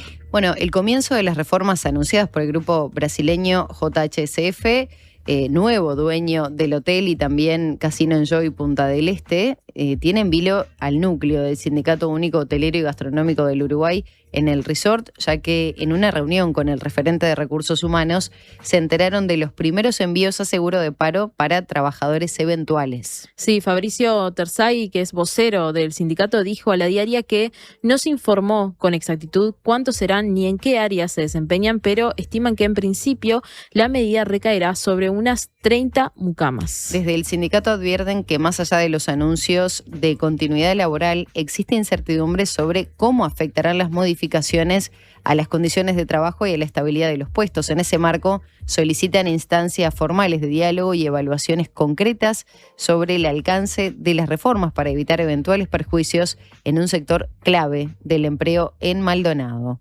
Maggie, bueno, ahora sí podemos decir que ya amaneció, ya empezó el día acá en Montevideo y nos saludan desde Salto, dicen que, bueno, desde las 6 poniéndole el hombro al paisito, como siempre escuchando y viendo La Diaria, y saluda a Alejandro que nos manda una foto de su mate y termo para esta mañana, así que es eso, también los alentamos a que nos sigan mandando mensajes y que también manden fotos a ver de cómo ya amaneció en sus respectivos departamentos o en las zonas de Montevideo también. Sí, siempre nos deleitan con unas imágenes preciosas. Bueno, no quiero dejar pasar una novedad que publicaba El Observador en esta jornada y tiene que ver con novedades de la Intendencia de Montevideo, porque se señala que comenzará este año la construcción de la ciclovía al oeste que va a unir El Cerro con 18 de julio. Este trayecto tendrá una extensión total que rondará los 11 kilómetros desde Caminos Civils y Carlos María Ramírez hasta el centro de Montevideo. Aún no se conoce la fecha estimada de finalización de las obras, tampoco el trazado definitivo, pero sí que conectará Carlos María Ramírez y Caminos Civils, como les mencionaba, con la principal avenida de Montevideo. En ambos casos se conectará con otras estructuras ya existentes en el cerro, con la bicisenda que circula por Caminos Civils hasta Paso de la Arena, y en el centro con la ciclovía de la principal avenida de la capital. Bueno, por lo menos mientras no empiecen las obras definitivas de todas las modificaciones que se van a plantear en el transporte, sobre todo metropolitano, ¿no? Sí. La comuna ya tiene diseñado un boceto, Yami, del trazado final, pero aún resta validarlo.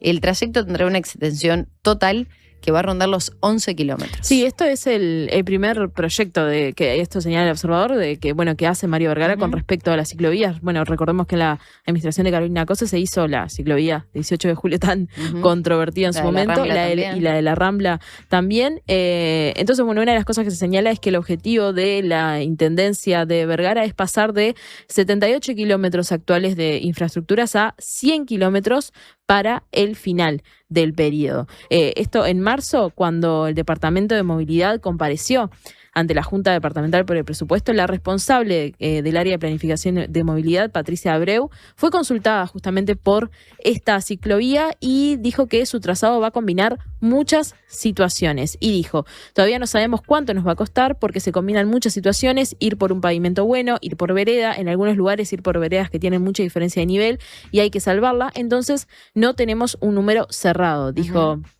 la responsable del área de planificación de movilidad, y contó que tanto esta obra como el resto de ciclovías a construir en el periodo van a servir para conectar la infraestructura ya existente y terminar de armar la red. Si hay una realidad, habrá que ver cómo se manejan los tiempos teniendo en cuenta que se va a conectar con obras ya existentes, porque la ciclovía como tal no se va a mantener en 18 de julio.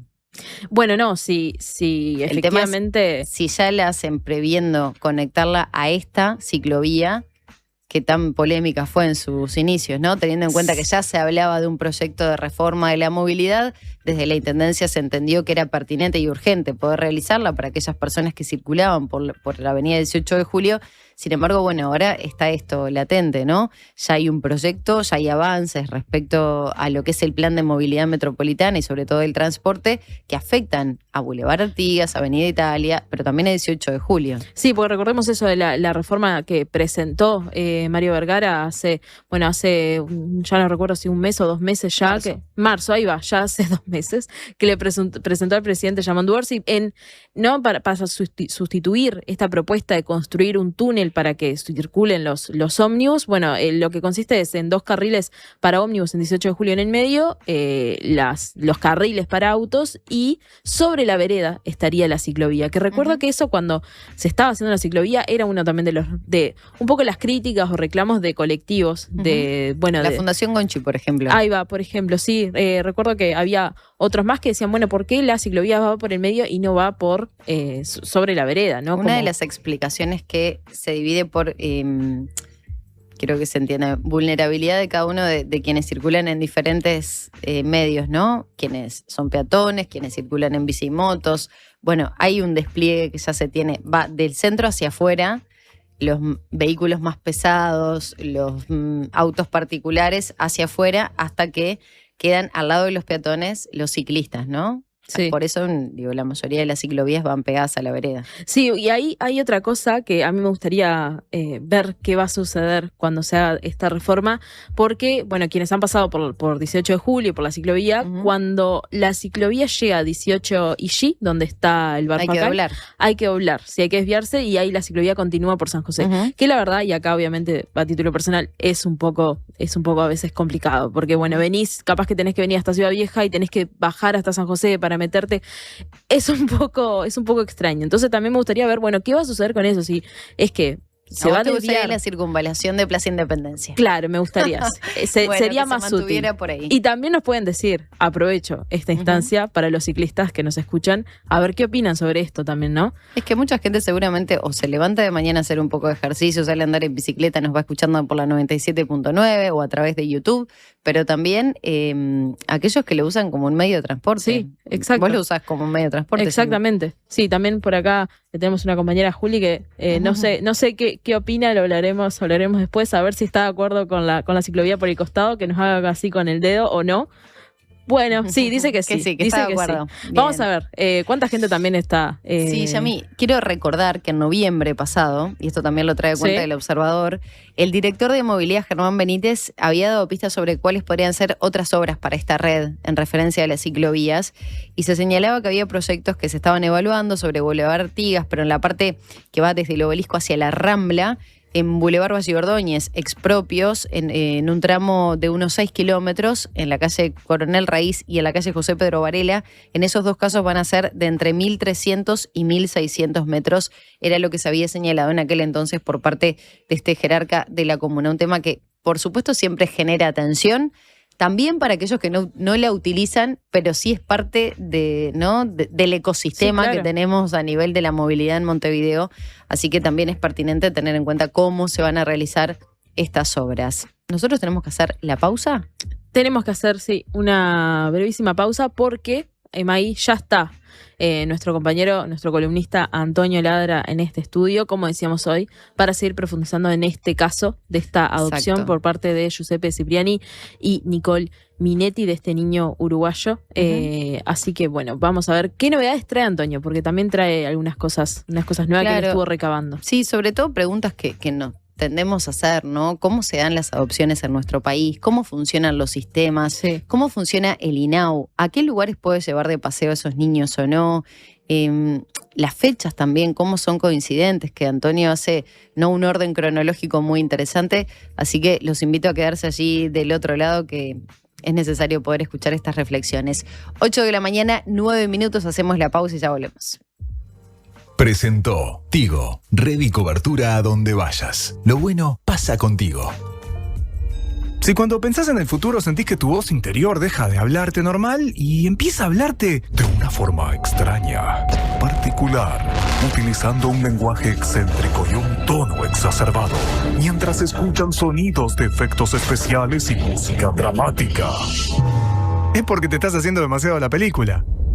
La mejor forma de prepararte para el futuro es con Ahorro Más Vida de Banco de Seguros del Estado. Consulta con tu asesor de confianza en nuestras oficinas o en bse.com.uy.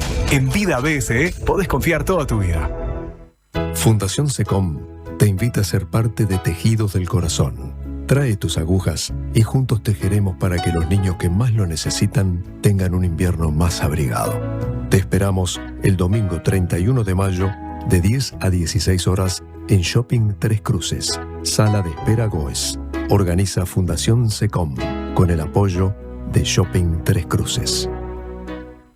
Ya comenzó la campaña Tu Abrigo Abriga. Te invitamos a sumarte y hacer tu aporte en cualquiera de nuestras sucursales de El Dorado. Del 27 de abril al 24 de mayo, donar ropa de abrigo y frazadas para quienes más lo necesitan. Nuestro sector de atención al cliente ya está recibiendo tus donaciones. Al finalizar la campaña, todo lo recolectado será entregado a instituciones locales. Tu colaboración hace la diferencia. Juntos podemos darle calor al invierno.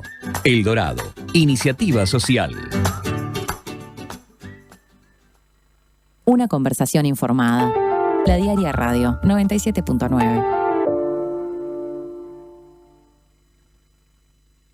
Prevení problemas de audición. Evita usar auriculares a volumen alto por tiempo prolongado. Alterna con otros dispositivos. Prevení. Preasociate a la Española. 1920-1234 o preasociate.com. Buen día, acá Leo desde Colonia. Los escucho siempre desde el laburo. Gracias por la compañía todas las mañanas. Y aprovecho a mandarle un saludo a mi mejor amiga Belu, que estoy esperando que me venda el Swift. Dale, Belu, dale. Cuando compras un Suzuki 0 kilómetro, los futuros compradores vienen incluidos. Lleva al tuyo vos también y asegurate la reventa. Visítanos en suzuki.com.uy o en cualquier concesionario del país. Suzuki te entiende.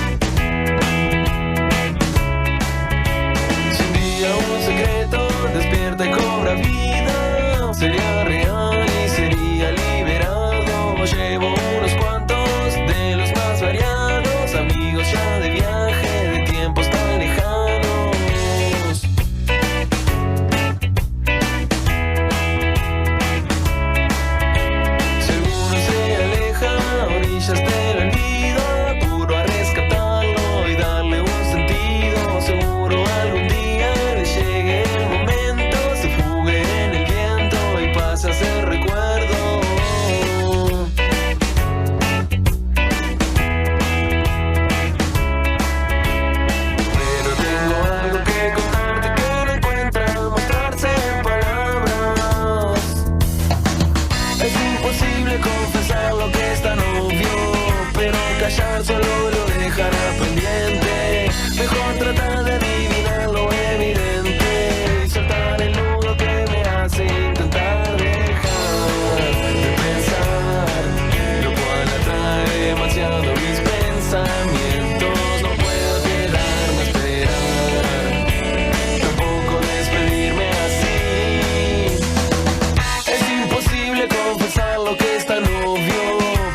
callar solo lo dejará pendiente. Mejor tratar de adivinar lo evidente. Soltar el nudo que me hace intentar dejar de pensar, lo cual atrae demasiado mis pensamientos. No puedo quedarme a esperar, tampoco despedirme así. Son las 8:15 de la mañana, tenemos 12 grados hasta ahora en Montevideo. Pareciera un poco más cubierto el cielo en la capital del país. Jornada que ya iba a tener esta tendencia con una máxima de 19 grados. Mucho frío en la zona este del país. 2 grados 6 décimas, 4 grados 6 décimas, 5, 4 en el centro del país. Pero bueno, algo más elevada la temperatura aquí en la zona metropolitana, sobre todo en el sur. Y ya estamos con Antonio Ladra, que le damos los buenos días. ¿Cómo anda? ¿Qué tal? ¿Cómo estamos? Muy bien, muy bien. ¿Descansó el fin de semana? Descansé. Bueno, estuve trabajando y hablando con mucha gente también por este caso del indulto a Nicole Minetti, la esposa, pareja de Cipriani, este hombre que está haciendo esa obra monstruosa allí en Punta del Este y que salpica a Uruguay. El INAU y Uruguay está en la portada de los grandes medios italianos. Ha estado todos estos días en la televisión, en los programas de televisión, y no ha sido por cosas muy buenas en todo caso. Tanto en Italia como acá está en duda todo esto. Y me pareció muy interesante el título, ¿no?, de esta columna que preparaste: El indulto, la chacra y el niño. Este caso uruguayo que cruzó el Océano Atlántico, que expuso a fisuras de protocolo y terminó sobre el escritorio de un presidente italiano de 84 años, que firma un indulto a 3 años del final de su mandato y prefiere no darlo a publicidad. Sergio Mattarella lo presenta como un gesto humanitario. La beneficiaria se llama Nicole Minetti, es ex higienista, Una dentista. dental, exactamente, Sí. pero no me terminaba de salir. Higienista dental de Silvio Berlusconi, ex consejera regional de Lombardía, rostro demasiado conocido del juicio Ruby Bis y de las llamadas cenas elegantes. Sobre sus espaldas. Voy a hacer un paréntesis. El juicio Ruby Bis, las cenas elegantes, es después por lo que fue condenada. Exacto. Porque había casos de prostitución, favorecimiento a la prostitución, etcétera. Por las dudas, digo, ¿no? Está bien, no, está bueno refrescarlo para Sí. aquellos que no estaban muy al tanto de qué se trataban esto. Lo hemos hablado a lo largo de las diferentes columnas sobre este tema, pero bueno, sí, el en que por primera vez está escuchando estos términos, que sepa también. Sobre las espaldas de Nicole Minetti pesan condenas firmes por favorecer la prostitución, ahí como decíamos, y por peculado, casi 4 años de prisión sumados. Después de la firma no queda nada en agenda pública, solo la firma, solo el silencio.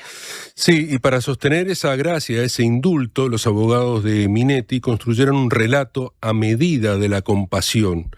La mujer tiene un hijo uruguayo, adoptado, con graves problemas de salud, que según el expediente italiano exigen tratamientos en hospitales altamente especializados. La historia se presenta como una novela de redención de la farándula de Berlusconi a la maternidad sacrificada.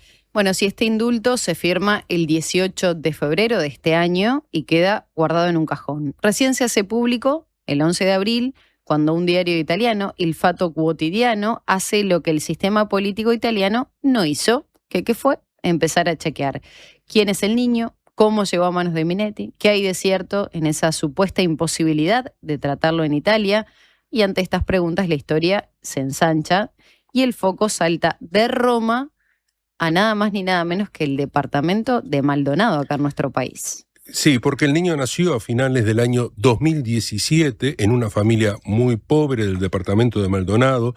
La madre, con problemas serios de adicciones, vivía en la calle, tenía antecedentes policiales, el padre estaba preso.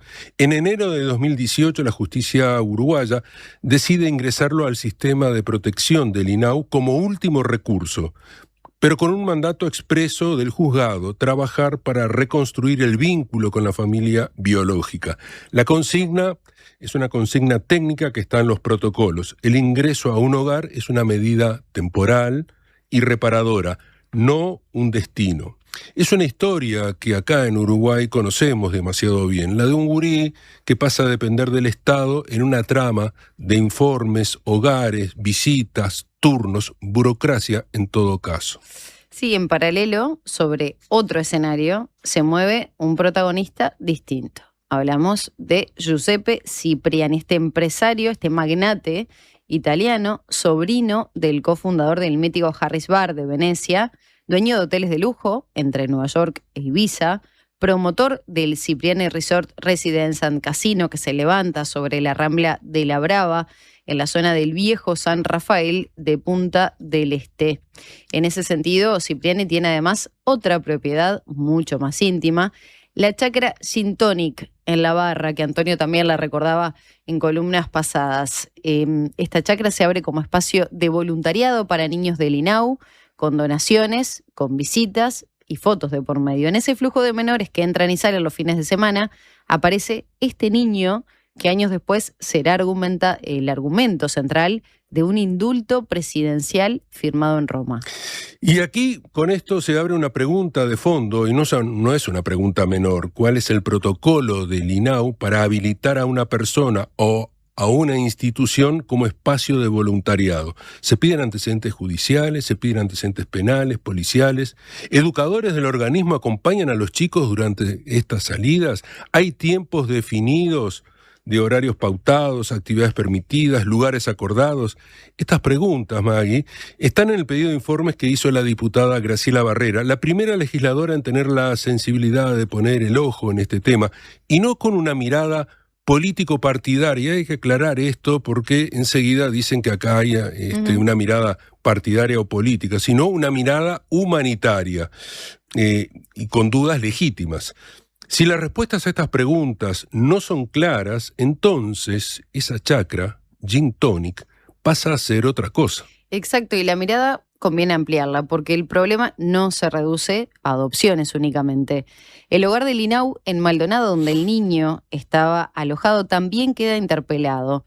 Por sus puertas, fin de semana tras fin de semana, alguien decidió dejarlo salir hacia la chacra de un empresario extranjero. La fisura no es de una sola oficina, es de todo el circuito de protección a la infancia. Y entre esa chacra y los hogares del INAU se arma el primer cruce. La infancia pobre e institucionalizada de los fines de semana entra a un universo donde la plata no falta. En ese entorno, la pareja Cipriani-Minetti empieza a pasar el tiempo con el niño. Ponen los ojos sobre ese niño, no otro, ese niño. Los informes internos del INAU hablan de un vínculo afectivo, de lazos fuertes, un gurí que los llama mamá y papá, algo habitual en estos niños desprotegidos. Por ejemplo, me decía una educadora el otro día, a nosotros nos dicen tía. Lo que para una lectura benévola es cercanía, para una mirada más cínica es el inicio de una relación de poder muy desequilibrada. Sí, hay un dato que no figura con claridad en la versión que leyó Mattarella, pero que aparece en los expedientes uruguayos. En 2021, mucho antes de tener tutela legal sobre el niño, Minetti y Cipriani lo trasladaron a Boston para una cirugía. El cuadro que motivó la intervención es espina bífida. La pregunta es directa: ¿con qué documentación pudo salir este menor del país? Trasladar a un niño bajo amparo a otro continente sin autorización expresa del juez sería una omisión gravísima, no un detalle administrativo. El protocolo es nítido. Cualquier traslado dentro o fuera del país requiere permiso judicial y con mucha más razón cuando se trata de una intervención quirúrgica fuera del territorio nacional. Y la pregunta es, ¿esa autorización existió? La otra pregunta, ¿alguna vez existió esa solicitud? Sí, y a partir de ese viaje una sospecha se vuelve difícil de esquivar, aunque por ahora siga siendo eso, una sospecha sin pruebas concluyentes. Si en el año 2021 el niño viajaba a Estados Unidos con la pareja, ¿desde cuándo vivía con ellos? La cronología disponible es muy porosa, los plazos son confusos, los relatos de quienes intervinieron no terminan de calzar y de cerrar completamente. La hipótesis más fuerte, y aún sin sustento documental, hay que aclararlo, es que el niño hubiera estado conviviendo con la pareja antes incluso de que se iniciara el trámite formal de adopción. Bueno, hay que recordar, en Uruguay la regla en materia de adopciones es clara. Lista de espera, prioridad para familias nacionales, procesos lentos, controles formales. Nadie con antecedentes graves puede adoptar, pero el derecho siempre guarda una puerta lateral, la adopción por excepción. Esa figura se usa cuando ya existe un vínculo consolidado entre un menor y una familia determinada, y se entiende que obligar al niño a empezar de cero con otra familia sería más dañino que reconocer ese lazo. Es en teoría una herramienta para proteger al más vulnerable. Y en el caso de Minetti Cipriani, esa puerta lateral se abrió.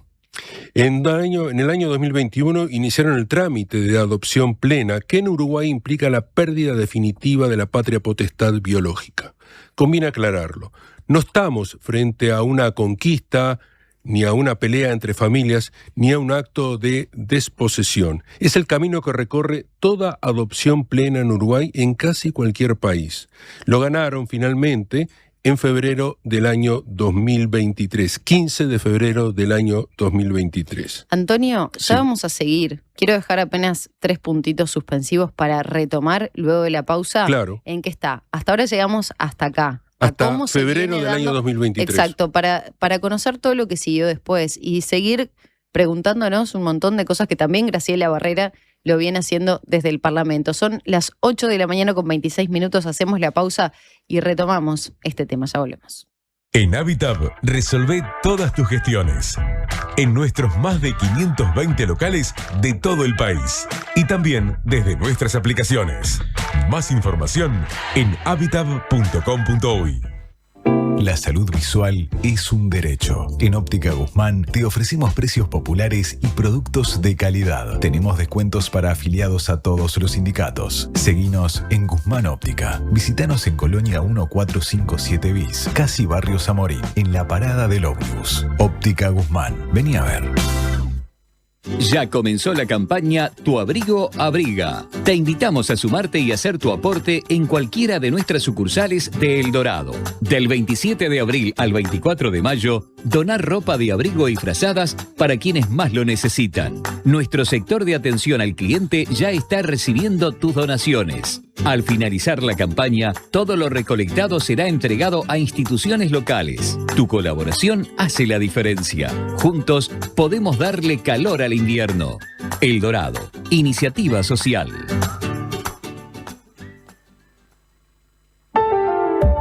Más voces, menos ruido. La Diaria Radio 97.9.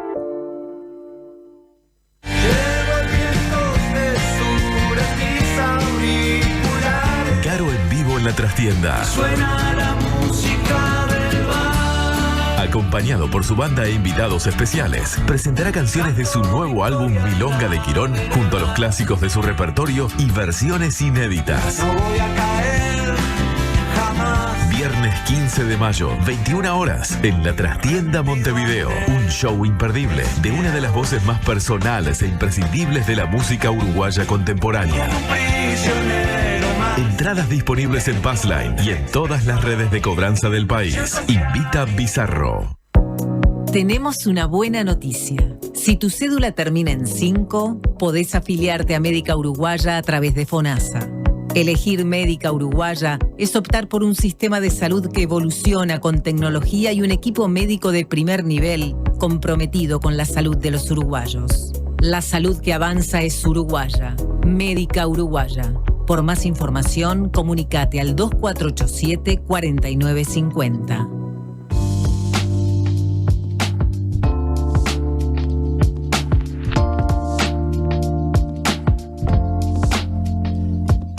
Ya estamos prácticamente en el umbral de las 8:30 de la mañana, una jornada nubosa en Montevideo, fresquita.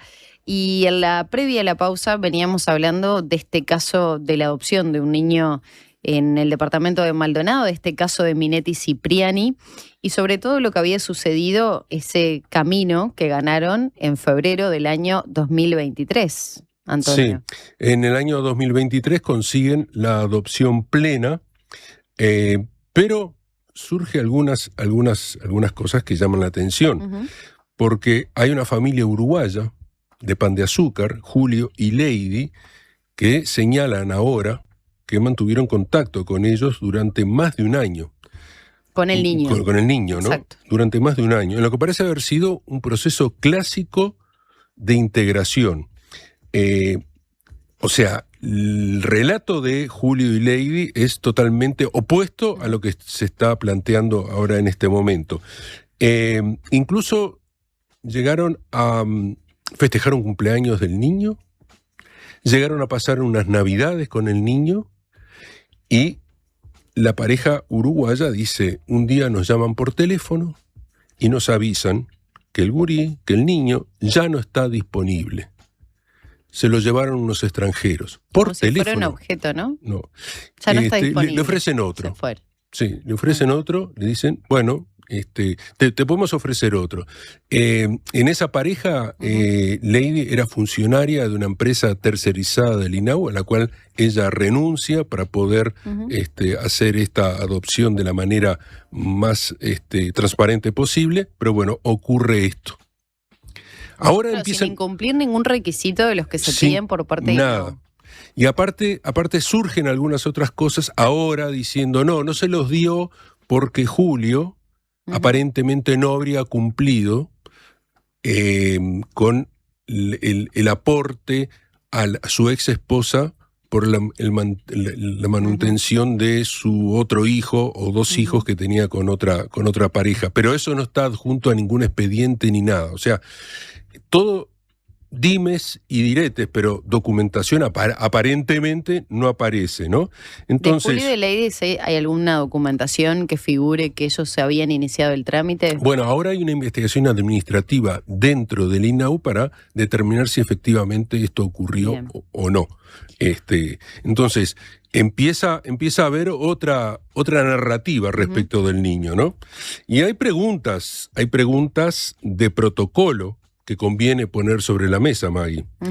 Por ejemplo, si esa familia de Pan de Azúcar, y un poco respondiendo a lo que tú estabas planteando, estaba inscripta en el RUA. El RUA es el Registro Único de Aspirantes de Adopción.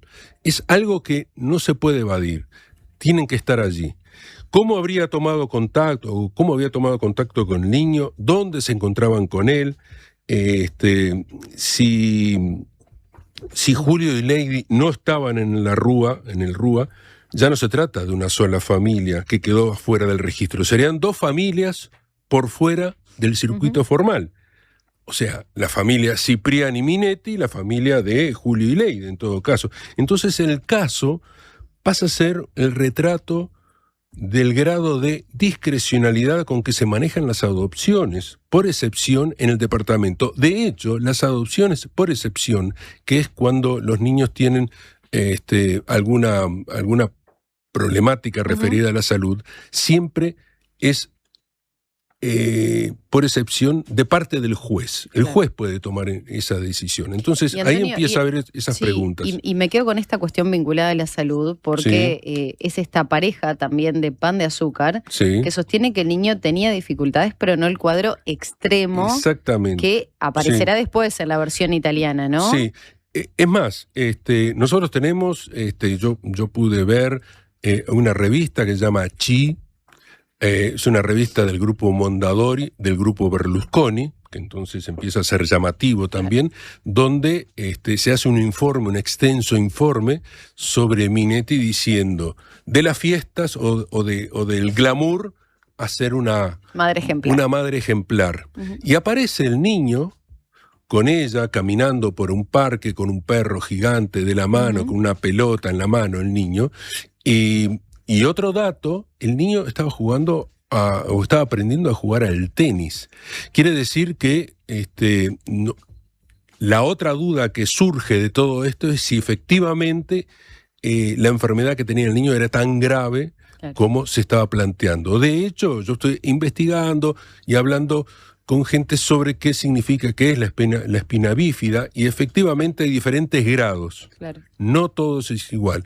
Lo más, la que es más grave es, genera, bueno, eso que no me acuerdo cómo se llama bien, pero que la cabeza grande, y tienen una expectativa de vida muy, muy corta. No parece ser en el caso de este niño, aparentemente por suerte también, ¿no? Sí, por supuesto. Por supuesto. Lo que sí, Antonio, quedan otras preguntas pendientes, ¿no? Respecto a cómo se manejan las adopciones. Sí. Y queda una para Pablo Audala, quien fuera presidente del INAU en el periodo pasado, hoy diputado de MAS. Por ejemplo, ¿cuál es el protocolo exactamente para una adopción por excepción que involucra a una familia extranjera? ¿Se exigen los mismos antecedentes judiciales, penales y policiales que se piden a las familias del RUA, este registro único de adopciones? Si los técnicos o las direcciones que avalaron los informes hubieran ingresado a internet a buscar el nombre de Nicole Minetti, se habrían topado con notas de prensa muy explícitas, ¿no? Una del país, de nuestro país, de enero, escuchen bien, del año 2011, ya daba cuenta de que el juicio Ruibís estaba en marcha y de que la futura madre adoptiva figuraba imputada por favorecer la prostitución. El dato no era secreto, estaba a un clic de distancia, como se suele decir. Sí, esa es una de las cosas más graves que aparentemente que aparece en todo esto, es que no se hubiera investigado efectivamente quién eran estas personas que estaban intentando hacer esta adopción. Y de hecho, uno pone Nicole Minetti y aparece efectivamente en Google en enero del 2011, en el diario El País de Uruguay, ya se hablaba, se daba cuenta de este juicio que estaba en marcha, e incluso 15 años atrás, ¿no? Claro, mucho antes que se iniciara todo esto. O sea que estaba ahí, el dato estaba allí, entonces debería haber llamado la atención a quien decidió poner la firma. Hay otro punto que la indignación tiende a tapar y conviene poner sobre la mesa. Si la madre biológica estaba en una situación de imposibilidad real para maternar, lo cual aparentemente es así, y si la red familiar ampliada, esto es, si existían abuelos, si existían tíos, si existía alguien más, no estaba en condiciones de sostener al niño, entonces darlo en adopción no era una crueldad, obviamente que no. Era posiblemente lo más sano que había. Una vida institucionalizada en hogares cada vez más especializados a medida que se sumara la condición de la salud no es el destino que nadie elija para un chico. La discusión entonces no debería ser si correspondía o no adoptar. La discusión es por qué se adoptó así, de esta manera. ¿Con quiénes? ¿Bajo qué controles? ¿Con qué omisiones? Sí, en ese sentido, para las autoridades uruguayas, el proceso fue exitoso y de acuerdo a la ley. Lo dijo Audala, quien insiste en que intervinieron varios jueces, que hubo incluso una acción de amparo y que se siguieron las normas. Es probable que tenga razón en un punto. Cada resolución aislada se ajustó al reglamento. El problema está en el resultado acumulado. Una pareja con poder económico, dueña de una chacra donde los niños del INAU iban de visita los fines de semana, terminó accediendo a una adopción por excepción que desplazó del circuito a una familia local menos visible. La pregunta para Audala vuelve entonces a su sitio. ¿Es razonable confiar un niño a una persona condenada en Italia por inducir a la prostitución?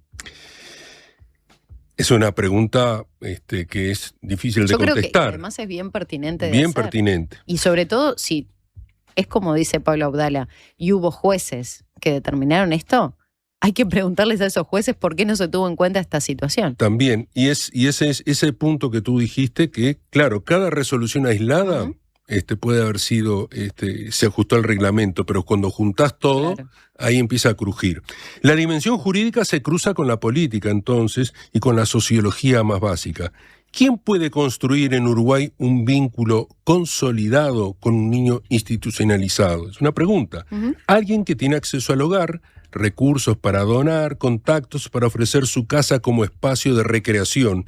La figura de la excepción, pensada para no destrozar lazos afectivos reales, se vuelve en la práctica un atajo disponible, sobre todo para quienes ya tienen un pie adentro del sistema. Sí, y quiero traer algo, Antonio, que decías hoy al principio, ¿no?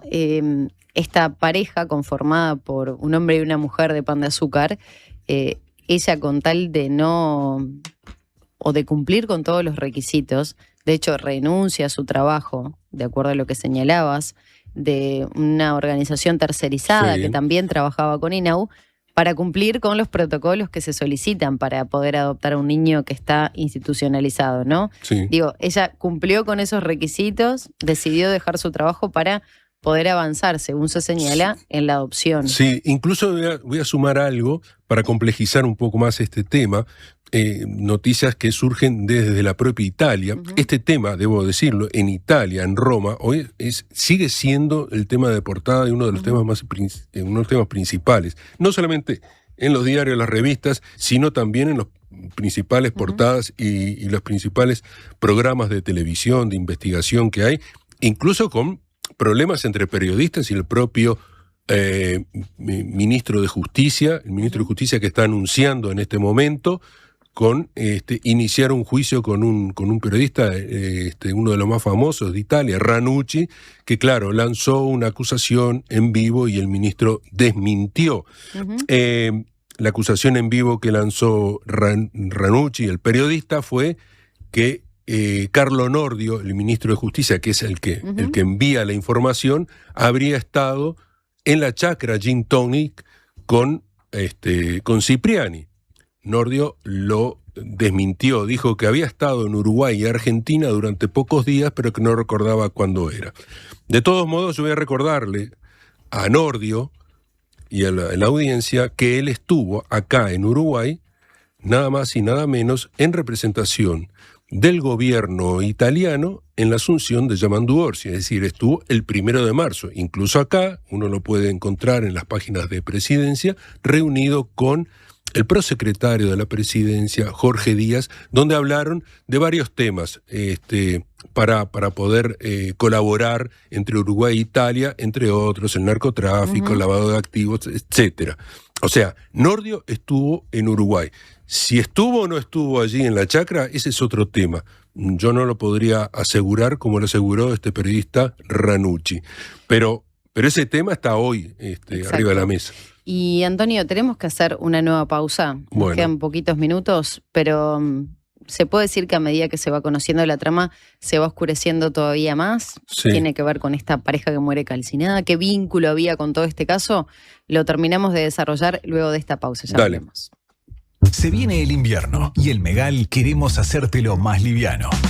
¿Sabías que en Uruguay se vende una garrafa fabricada en Noruega que pesa la mitad que las comunes? Mejora la vida de quienes tienen que cargar con ella. Es translúcida y se puede ver cuánto gas le queda. Está hecha con un material amigable con el medio ambiente. ¿Qué estás esperando para cambiar tu vieja y pesada garrafa por una garrafa liviana de Megal? Si estás escuchando esta radio, te la cambiamos sin costo. Llama ahora al 19220 y decí la palabra clave, La Diaria Radio.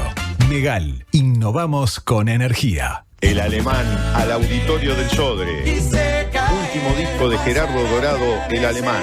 Yo, ¿quién sería? ¿Cuál es la pintura que te esconde? El Alemán.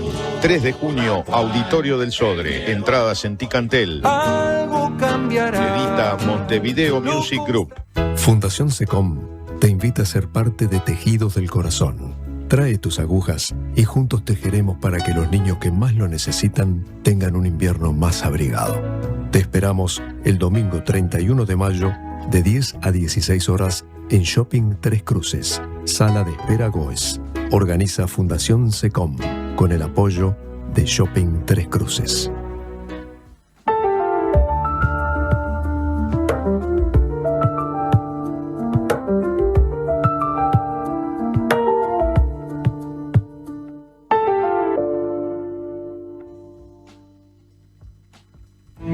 Homeopatía Olivencia, idóneos en elaboración de fórmulas homeopáticas y florales. Logra el bienestar físico y emocional de forma natural. Olivencia te escucha. Comunicate al 099-471074 o visita nuestra web olivencia.com.uy. En Antel, el futuro lo hacemos junto a quienes impulsan el país. Por eso, acompañamos a las empresas con soluciones seguras en nuestro data center. Y también junto a quienes cuidan el planeta. Por eso, trabajamos en la recolección de residuos electrónicos. Porque el futuro se hace juntos. Antel, el futuro lo creamos juntos. Tenemos una buena noticia. Si tu cédula termina en 5, podés afiliarte a Médica Uruguaya a través de FONASA. Elegir Médica Uruguaya es optar por un sistema de salud que evoluciona con tecnología y un equipo médico de primer nivel comprometido con la salud de los uruguayos. La salud que avanza es uruguaya. Médica Uruguaya. Por más información, comunícate al 2487-4950.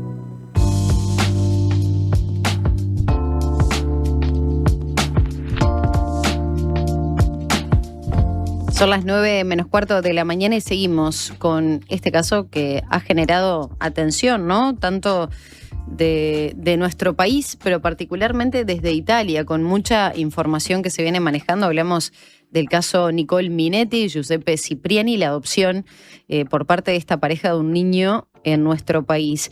Y lo decíamos también hace minutos nada más, que a medida que se revisa este expediente, la trama se oscurece todavía más. Estamos hablando que la abogada Mercedes Nieto, designada por el juzgado como defensora de oficio del niño, murió el 15 de junio de 2024, calcinada junto a su esposo, también abogado Mario Cabrera, en un incendio en su casa de descanso de Sierras de Garzón. Una primera pericia oficial habló de accidente. Una pericia privada, encargada por la familia, detectó signos de violencia. Una tercera oficial volvió a la hipótesis accidental. La Fiscalía de Homicidios de Maldonado, a cargo de Sebastián Robles, mantiene la causa abierta como posible doble homicidio. Hay que recordar además que la madre biológica del niño, María de los Ángeles González Colinet, de 29 años, está desaparecida desde mediados de febrero de este año. La policía emitió pedido de búsqueda el 14 de abril, 4 días después de la primera publicación de Il Fato. Hoy no hay pruebas que liguen esos hechos a un delito vinculado a la adopción. La acumulación, sin embargo, como venía diciendo Antonio, es demoledora. Las voces que podrían haber cuestionado el proceso están literalmente fuera de escena. Sí, aquí se abre, esto que se va a investigar nuevamente o se va a seguir investigando, lo que tiene que ver con la muerte de estos dos abogados. No solamente se va a investigar acá en Uruguay, sino que se va a investigar en Italia, desde Italia. O sea que acá va a haber, se va a empezar de cero nuevamente con el tema. Y mientras todo esto ocurre en Uruguay, el caso avanza en otra dimensión allí en Italia. Para el Ministerio de Justicia italiano, la historia que llega desde el sur, desde nuestro país, es casi perfecta. Una mujer con un pasado escandaloso que ahora se ocupa de un niño uruguayo, pobre, gravemente enfermo, con padres ausentes. Es un relato redondo para un indulto humanitario. No se perdona a la Minetti de las fiestas de Berlusconi, se perdona a la Minetti madre abnegada que corre de hospital en hospital. De hecho, ese reportaje que salió en la revista Chi es un poco eso, empezar a lavar la imagen de esta mujer.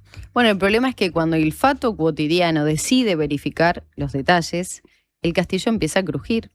Los hospitales italianos mencionados en la solicitud, el San Rafael de Milán y el de Padua, dicen no tener registros del niño. En el expediente uruguayo, los padres biológicos no eran fantasmas, estaban identificados, vivos, durante todo este proceso. Tampoco era cierto que no hubiera alternativa familiar local. Y la cirugía clave, presentada en Italia como un episodio reciente y desesperado, se había realizado en Boston ya en el año 2021, antes que la pareja tuviera siquiera la patria potestad. Y en este punto las dos historias se cruzan de manera brutal. La misma narrativa de vínculo excepcional que en Uruguay sirvió para justificar una adopción por excepción a favor de una familia poderosa, en Italia se reescribió con tintes dramáticos. Un niño abandonado desde el inicio, prácticamente sin otra salida que la salvación que le ofrecen Minetti y Cipriani.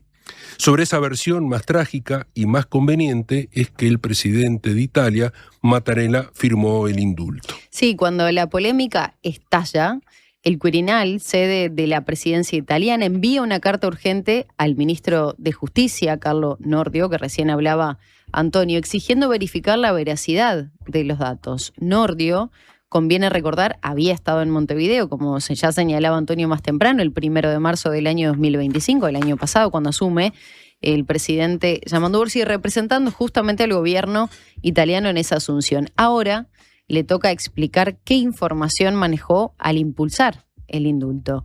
La Fiscalía de Milán, con la fiscal Francesca Nani a la cabeza, abrió actuaciones, pidió cooperación a Uruguay vía Interpol y calificó los indicios como gravísimos.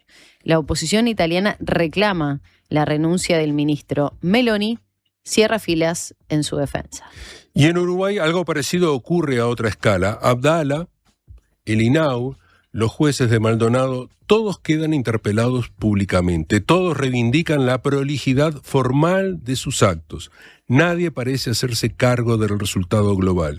Un niño que fue a la vez objeto de un atajo legal en un país y pieza central de una operación política en otro. Sí, y lo más turbio del caso es que no necesita probar un delito clásico para ser cuestionado. Podría no haber coimas, ni papeles falsificados, ni conspiraciones de novela. Alcanzaría con constatar dos cosas: que el sistema uruguayo de protección a la infancia hace agua por todos lados cuando el interesado tiene apellido, plata e influencia, y que el sistema italiano de indultos es demasiado crédulo cuando le presentan la historia capaz de lavar la imagen de una condenada famosa.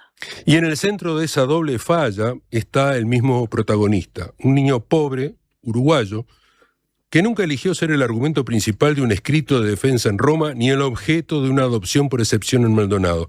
No eligió pasar de un hogar del INAU a una chacra de lujo, ni convertirse en símbolo de redención ante un presidente extranjero.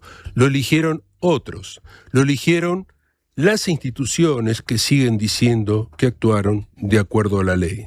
Entonces, quizás como cierre, tendríamos esta pregunta: ¿en qué momento, tanto Italia como en Uruguay, dejamos de mirar primero al niño y empezamos a mirar antes el apellido, el proyecto inmobiliario o la conveniencia política del indulto?